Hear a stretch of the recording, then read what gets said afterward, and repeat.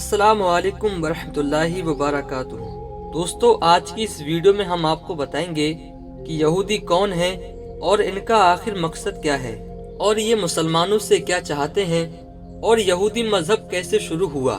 اور ان یہودیوں نے اپنے سینوں کے اندر کون کون سے راز چھپا رکھے ہیں، اور یہ کون کون سی پرانی نشانیاں ڈھونڈنے میں لگے ہوئے ہیں۔ ان تمام سوالوں کے جواب آج کی اس ویڈیو میں ہم آپ دوستوں کو دیں گے، تو آپ سے گزارش ہے کہ ویڈیو کو آپ آخر تک ضرور دیکھیں۔ دوستو، یہودی قوم جنہوں نے ہزاروں سال اپنی زندگی اللہ کی نافرمانیوں میں گزاری ہے، حضرت یعقوب علیہ السلام کے دور سے اس قوم کی شروعات بنی اسرائیل نام سے ہوئی، اور اس یہودی قوم کی ہمیشہ سے ہی جھگڑا فساد کرنے کی عادت رہی ہے، اور اللہ پاک نے اس قوم پر بے شمار لعنت فرمائی ہے۔ اتنا ہی نہیں بلکہ اس قوم کی دھوکے بازی قرآن پاک میں اللہ پاک نے بتائی ہے، جس کے بعد اس قوم کو حکومت کے پد سے ہٹا دیا گیا اور ان کی جگہ حکومت کا پد مسلمانوں کو سونپ دیا گیا۔ دوستو، دنیا کی تمام قوموں میں یہودی قوم ایک ایسی قوم ہے جس کو اللہ پاک نے سب سے بڑا مجرم بتایا ہے۔ قرآن پاک میں اچھی طرح غور کرنے پر یہودیوں کا جو جرم کھل کر سامنے آتا ہے وہ آج کی اسی ویڈیو میں آپ کو پتہ چل جائے گا۔ دوستو، یہ قوم ہمیشہ سے وعدے کے خلاف کام کرتی تھی، اور یہ لوگ قرآن پاک کی آیتوں کو بیچ کر اپنے گانے بجانے کا شوق پورا کرتے تھے، دوسروں کو نیکی کرنے کی دعوت دیتے تھے لیکن خود نہیں کرتے تھے۔ پیارے دوستو، جب موسیٰ علیہ السلام طور پہاڑ پر جا کر اللہ پاک سے کلام کرتے تھے تو اس وقت یہودی قوم ایک بچھڑے کی پوجا کیا کرتی تھی۔ ان کی اس نافرمانی کو دیکھتے ہوئے اللہ پاک نے اپنے نبی حضرت موسیٰ علیہ السلام کے ذریعے حکم دیا کہ ایک گائے کو ذبح کرو، تو یہ لوگ سن کر حیران ہو گئے، اور ان لوگوں نے حضرت موسیٰ علیہ السلام سے کہا کہ آپ جائیے اور اللہ پاک کی طرف سے صحیح حکم لے کر آئیے۔ اور ان لوگوں کی وجہ سے موسیٰ علیہ السلام 5 مرتبہ طور پہاڑ پر گئے، وہ اس لیے کیونکہ یہ لوگ گائے کو ذبح کرنا نہیں چاہتے تھے، اور وہ لوگ یہ بات کہتے تھے کہ وہ اپنی آنکھوں سے دیکھے بغیر اللہ پر ایمان نہیں لائیں گے۔ اتنا ہی نہیں، جب اللہ پاک نے اس ظالم قوم کو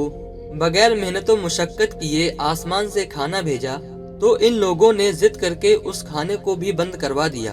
اور انہوں نے حضرت موسیٰ علیہ السلام سے کہا کہ ان کے لیے زمین پر ہی کھانے کا انتظام ہو جائے، جیسے اناج، سبزیاں، پھل وغیرہ یہی اگا دیے جائیں۔ ریگستان کی کڑک دھوپ سے بچنے کے لیے اللہ پاک نے ان پر بادلوں کا سایہ کیا، لیکن اتنی ساری نعمتیں ملنے کے باوجود اس قوم نے اللہ پاک کو نہیں مانا۔ پھر اللہ پاک نے اس قوم کو بستی میں داخل ہوتے وقت معافی مانگنے کا حکم دیا، لیکن اس قوم نے اللہ پاک کا یہ بھی حکم نہیں مانا، حالانکہ اللہ پاک نے ان کے 12 قبیلوں کے لیے 12 الگ الگ پانی کے چشمے جاری کیے تاکہ ان میں پانی کو لے کر کبھی جھگڑا فساد نہ ہو، لیکن پھر بھی وہ لوگ اللہ پاک کے نبیوں کی برائی ہی کرتے رہے اور ان کو قتل کرنے یا پھانسی پر لٹکانے سے باز نہیں آتے تھے۔ انہی لوگوں نے حضرت یحییٰ علیہ السلام کو قتل کروایا تھا۔ دوستو، اتنا ہی نہیں بلکہ حضرت عیسیٰ علیہ السلام کو سولی پر چڑھانے کا منصوبہ بھی انہی لوگوں نے بنایا تھا۔ ان کا ماننا تھا کہ پیغمبر بس بنی اسرائیل میں سے ہو سکتا ہے، اسی وجہ سے یہ لوگ بنی اسماعیل کے پیغمبر ہمارے پیارے نبی محمد مصطفیٰ صلی اللہ علیہ وآلہ وسلم پر ایمان نہ لائے، اور حضرت جبرائیل علیہ السلام سے بہت نفرت کیا کرتے تھے، کیونکہ حضرت جبرائیل علیہ السلام وحی کے ذریعے ان لوگوں کے منصوبوں کی خبر اللہ پاک کے نبیوں کو دے دیتے تھے۔ اگر ہمارے پیارے نبی صلی اللہ علیہ وآلہ وسلم کی مجلس میں ان کے کسی ساتھی کے منہ سے کوئی سچی بات نکل جاتی تھی تو یہ بعد میں اس کے پیچھے اس کی برائیاں کرتے تھے۔ دوستو، اس قوم کے لوگ آپس میں جھگڑے مارکاٹ بھی کیا کرتے تھے، بستیوں میں جا کر قبیلے کے لوگوں کو ان کی بستیوں سے ہی نکال دیا کرتے تھے، جیسے کہ یہ لوگ اس وقت فلسطین کے مسلمانوں کے ساتھ کر رہے ہیں۔ ہمارے پیارے نبی صلی اللہ علیہ وآلہ وسلم کے آنے سے پہلے یہ لوگ ہمارے پیارے نبی صلی اللہ علیہ وآلہ وسلم کے آنے کی باتیں کیا کرتے تھے، لیکن جب ہمارے پیارے نبی حضرت محمد مصطفیٰ صلی اللہ علیہ وآلہ وسلم اس دنیا میں تشریف لائے تو وہی یہودی ہمارے پیارے نبی صلی اللہ علیہ وآلہ وسلم کے بڑے دشمن بن گئے، اور یہ لوگ جادو سیکھتے اور لوگوں کو سکھاتے تھے، اور اسی جادو سے میاں بیوی کے بیچ جھگڑے پیدا کروا دیتے تھے۔ हमारे प्यारे नबी सल्लल्लाहु अलैहि वसल्लम पर भी इन यहूदियों ने एक बार जादू किया था और हुजूर सल्लल्लाहु अलैहि वसल्लम को चट्टानों के जरिए जख्मी करने की भी कोशिश की थी। और ये यहूदी लोगों को हमेशा सच्चाई के रास्ते से, हक के रास्ते से, अल्लाह के रास्ते से दूर करने की कोशिश करते थे और लोगों के माल को लूट कर खा जाते थे। और तो और दूसरों की बीवियों बेटियों पर गंदी नजरों से ताका झाकी किया करते थे और ये सब बुरे कामों को करने में थोड़ी भी शर्म महसूस नहीं करते थे। जब मूसा अलैहिस्सलाम ने इन यहूदियों को फिलिस्तीन के हुक्मरानों के खिलाफ जंग करने का हुक्म दिया तो इन्हीं लोगों ने कहा था कि ए मूसा, हम वहाँ नहीं जाएंगे,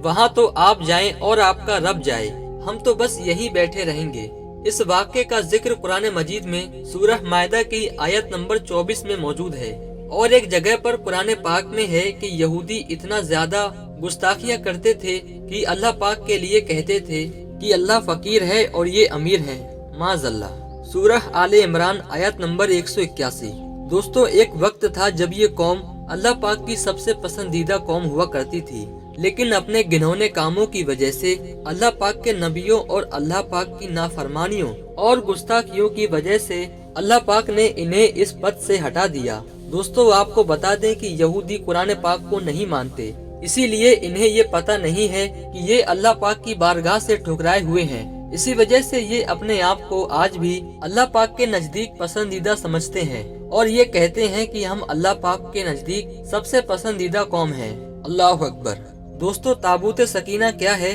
और उसके अंदर क्या मौजूद है और यहूदी इस ताबूत की तलाश में क्यों हैं? और अगर ताबूत सकीना इन यहूदियों को मिल गया उसके बाद फिर क्या होगा? दोस्तों, बहुत जल्द हम इस टॉपिक पर एक वीडियो लाने वाले हैं, तो आप दोस्तों से गुजारिश है कि हमारे इस चैनल मोहम्मद सादिक स्टूडियो को लाजमी सब्सक्राइब कर लें। इसी के साथ मुझे दीजिए इजाजत, तब तक के लिए अल्लाह हम सबका हाफिज़ व निगहबान। अल्लाह हाफिज।